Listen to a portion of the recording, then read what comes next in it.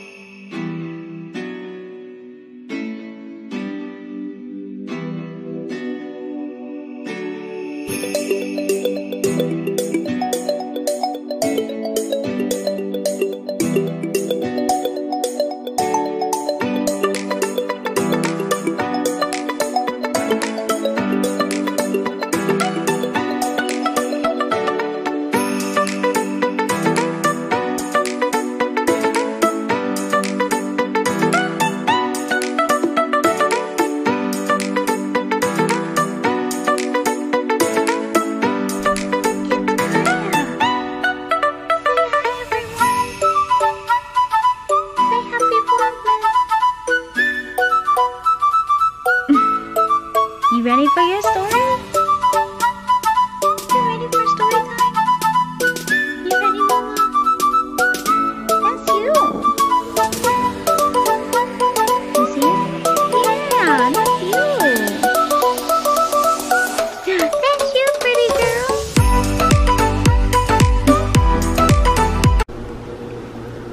Alright, this is what our pizza dough looks like after I've floured the board really well and kneaded it for about 3 to 5 minutes according to the recipe. Now this is the bowl I'm going to put it in. It's one of my mixing bowls that we have. These are my KitchenAid bowls. Absolutely love these.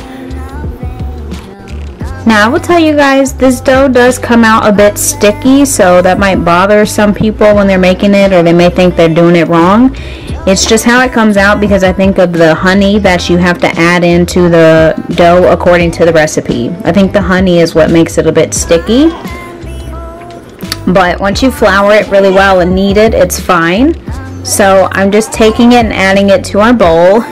And the bowl I lightly grease with avocado oil to keep the dough nice and moist while we put it in the oven on the warm setting.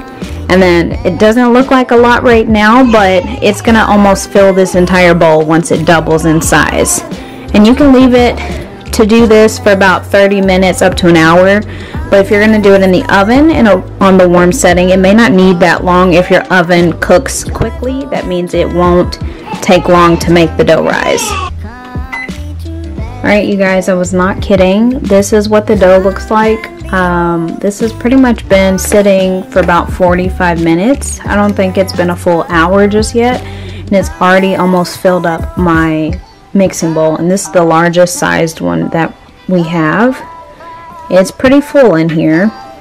And I've just been letting the dough rest, and I took it out of my oven because after a while the bowl is pretty much warm and hot enough to keep the dough hot enough to rise.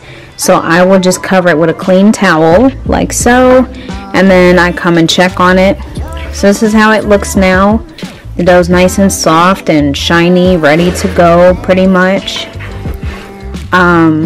You can let it rise a little bit more if you like, which I think I will, because now that I've kind of mixed it around, I want to make sure it's pliable and enough to make 2 individual pizzas.